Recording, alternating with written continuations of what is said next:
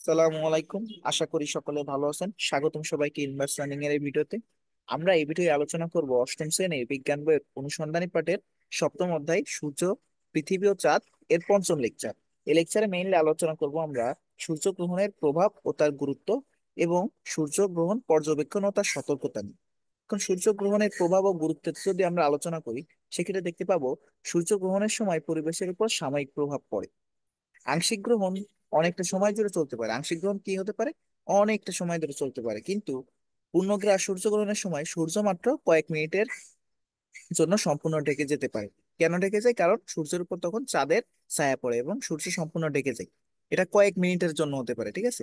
পূর্ণগ্রাস গ্রহণ চলাকালীন সময় হঠাৎ চারিদিক অন্ধকার হয়ে যাওয়ায় পশু পাখিরা হতচকিত হয়ে যায়।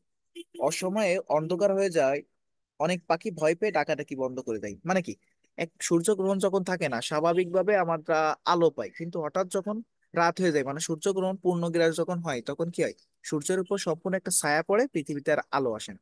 তখন কি হয়? হঠাৎ করে অন্ধকার হয়ে যায়। এই হঠাৎ করে অন্ধকার হয়ে যাওয়ার কারণে পশু পাখিরা ভয় পেয়ে যায়, এমনকি পাখিরা ডাকাডাকি বন্ধ করে দেয়। ঝিঝি পোকা শব্দ করা শুরু করতে পারে। উদ্ভিদে ফুল বুজে যাওয়া শুরু করে। মানে কি, রাতে যা যা হয় সেই কাজটা দিনের বেলা হতে পারে। যেমন কি, ঝিঝি পোকা কি দিনে ডাকে? ডাকে না, রাতে ডাকে। তারপরে কি, উদ্ভিদের ফুল কখন বুঝে যায়? রাতে বুঝে যায়। তখন তারপরে কি, এই যে পাখিরা ডাকাডাকি বন্ধ করে দেয় রাতে। পশু পাখিরা সবকিছুই মনে করে তখন হচ্ছে রাত হয়ে গেছে, যার কারণে এই সকল অস্বাভাবিক কাজকর্ম হতে থাকে, ঠিক আছে।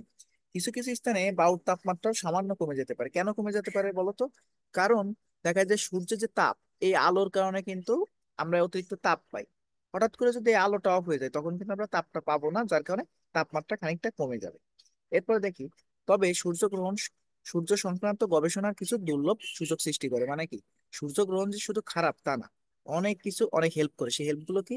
এই সূর্য সংক্রান্ত বিভিন্ন ধরনের গবেষণাতে হেল্প করে। যেমন সূর্যের করোনা নিয়ে তথ্য সংগ্রহের সবচেয়ে ভালো সুযোগ সূর্যগ্রহণের সময় আসে। কখন? সূর্যের করোনা কি? এখন সূর্যের করোনা হচ্ছে সূর্যের বাইরের যে স্তর, বায়ুমণ্ডলের যে স্তর, এটা এটা হচ্ছে আমরা সাধারণত দেখতে পাই না খালি চোখে। এটা দেখতে বিশেষ ধরনের যন্ত্রের প্রয়োজন হয়, ঠিক আছে। এটা আমরা কেন দেখতে পাই না? কারণ সূর্যের চারিপাশে যে আলো আছে, এই আলোর কারণে আমরা এই করোনাটা দেখতে পাই না। এই করোনা নিয়ে তথ্য সংগ্রহের জন্য সবচেয়ে ভালো সময় কখন বলতো? যখন সূর্যগ্রহণ হয়। পৃথিবীর বায়ুমণ্ডলের বাইরে অবস্থিত পৃথিবীর বায়ুমণ্ডলের বাইরে অবস্থিত হয় এবং চাঁদ দ্বারা সূর্য ঢেকে যাওয়ার ফলে তখন সূর্যের করোনা পৃথিবীর পৃষ্ঠ থেকেই পর্যবেক্ষণ করা যায়।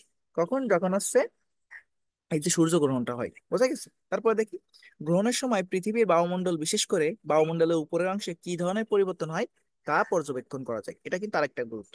কি, পৃথিবীর বায়ুমণ্ডল, বিশেষ করে বায়ুমণ্ডলের উপরের অংশে কি ধরনের পরিবর্তন হচ্ছে, এটা কিন্তু আমরা সূর্যগ্রহণের সময় পর্যবেক্ষণ করতে পারি। তারপরে কি আছে, পৃথিবীর বায়ুমণ্ডলের বাইরের অংশে সূর্যের তেজস্ক্রিয় বিকিরণের ফলে বিভিন্ন ধরনের চার্জ যুক্ত কণা তৈরি হয়। কখন? এই যে সূর্যের তেজস্ক্রিয় বিকিরণের ফলে চার্জযুক্ত কণা তৈরি হয়।